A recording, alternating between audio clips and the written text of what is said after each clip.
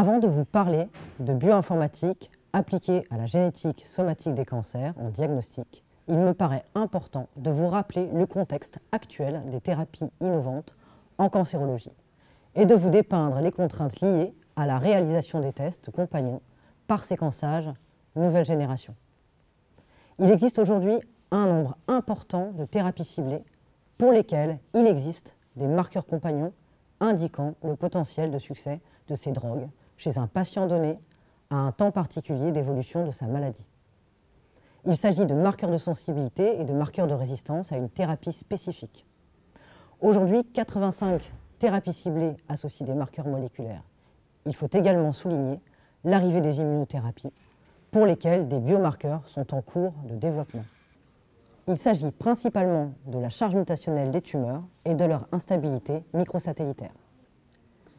Ces diagnostics sont réalisés sur l'ensemble du territoire au niveau de laboratoires intégrant des plateformes INCA. Elles sont au nombre de 28 et intègrent aujourd'hui en routine diagnostique du séquençage nouvelle génération sur des panels de gènes.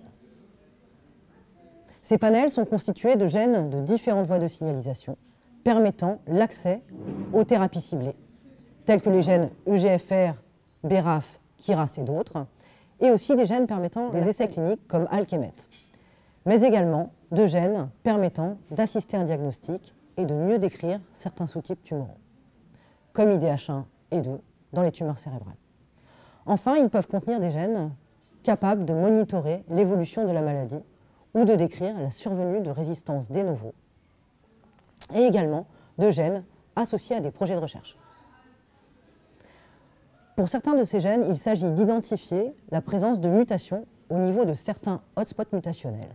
Pour d'autres, il s'agit de criblage à l'échelle de gènes complets, tels que pour BRCA1 et 2 dans le cadre des cancers de l'ovaire.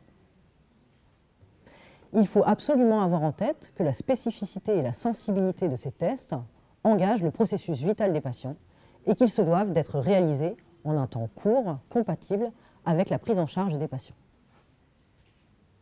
Les échantillons à partir desquels sont extraits l'ADN sont divers. Il peut s'agir de biopsies solides ou de biopsies liquides. Dans la plupart des cas, le diagnostic se fait à partir d'échantillons fixés au formol et inclus en paraffine.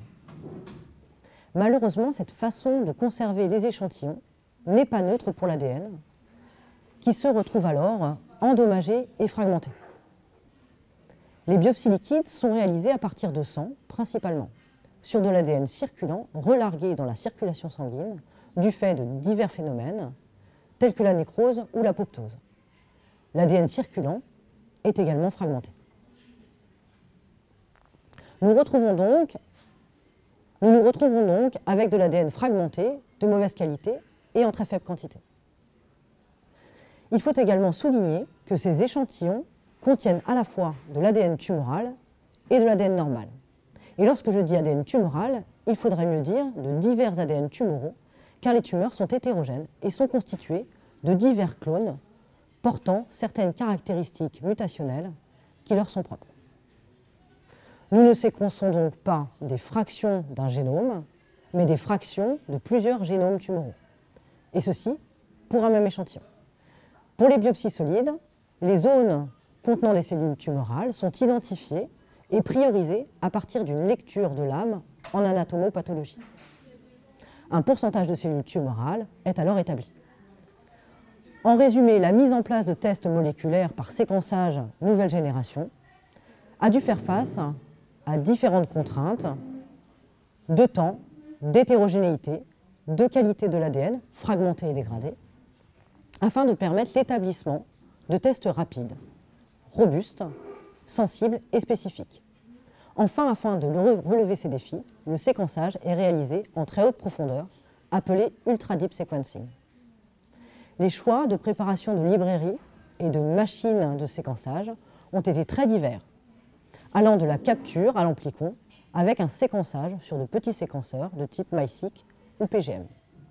Alors côté bioinformatique, cela a engagé des développements particuliers liés à cette mauvaise qualité de l'ADN et donc des séquences issues du NGS, à laquelle s'est ajoutée cette nécessité de détecter avec une haute sensibilité et spécificité des variants faiblement représentés, c'est-à-dire de détecter des variants pour lesquels la fraction allélique devient proche du taux d'erreur de séquençage. À cela s'additionne aujourd'hui la nécessité sur ces panels de gènes de permettre, au-delà de la détection des variants simples type SNV et indel, la détection de la charge mutationnelle, des CNV, de l'instabilité microsatellitaire, mais également de certains gènes de fusion.